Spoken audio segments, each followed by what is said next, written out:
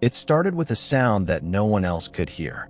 Every night at exactly 3:17 a.m., Samir would wake up with his heart pounding, his mouth dry, and a strange pressure inside his ears, as if someone had whispered his name from inside his skull. Not around him, not near him, inside. At first, he blamed stress. New apartment, new city, new job at the government records office. Endless files, dusty corridors, old names of people who no longer existed. But the sound kept returning. A soft scraping, like fingernails dragging slowly across the inside of a wall. Only it wasn't coming from the walls. It was coming from him. Samir lived alone on the 3rd floor of an old building that everyone else avoided. The rent was cheap. Too cheap. The landlord, an old man with cloudy eyes, had asked only one strange question before handing over the keys. "You live alone, right?" Samir had nodded. The old man stared at him for a long moment and said, "Good. The flat doesn't like witnesses." Samir had laughed then. He didn't laugh anymore. After the first week, mirrors began behaving strangely. Whenever Samir passed by one, his reflection lagged behind him by half a second. At first, he thought it was exhaustion. But one night, brushing his teeth, he stopped moving. Yet his reflection kept brushing. Samir froze. The reflection slowly raised its eyes and smiled. Samir screamed and fell backward. When he looked again, the mirror showed only his own terrified face.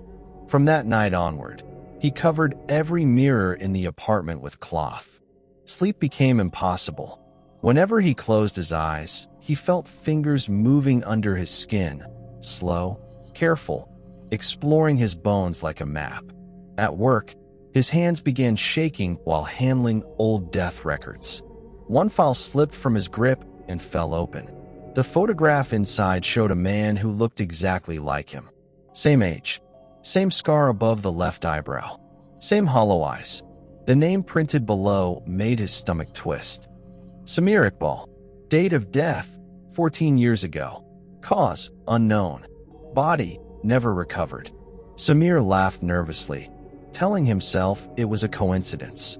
But deep inside, something shifted, as if a locked door had been nudged open. That night, the apartment smelled different. Damp, metallic, like old blood mixed with wet soil. The scraping sound returned, louder now. This time, it came with a voice. "Why did you leave me here?" Samir clutched his head and screamed for it to stop. The lights flickered. The temperature dropped sharply. His breath became visible. Then he felt it.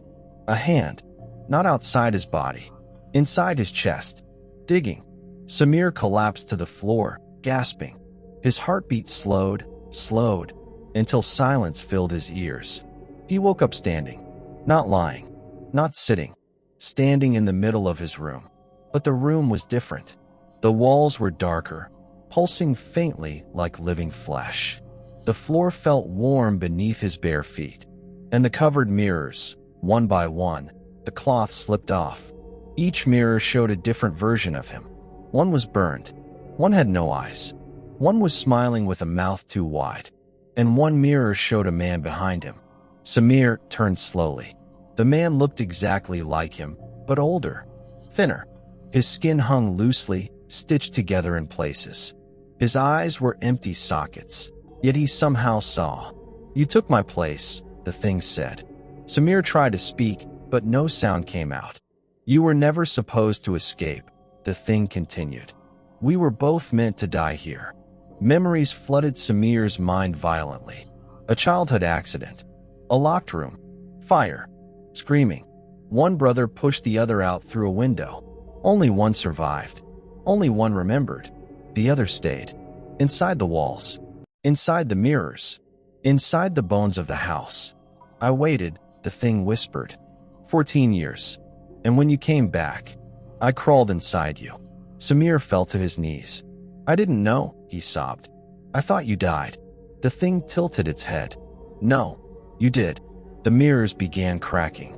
Samir felt his body stiffen, as if someone else was learning how to move it. His fingers twitched unnaturally.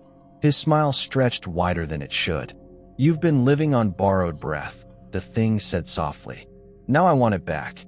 Samir felt himself being pushed, pressed, deeper into darkness, like sinking underwater. His thoughts slowed. His memories faded. His scream never reached his mouth. The next morning, neighbors saw Samir leave the apartment calmly. He smiled at everyone.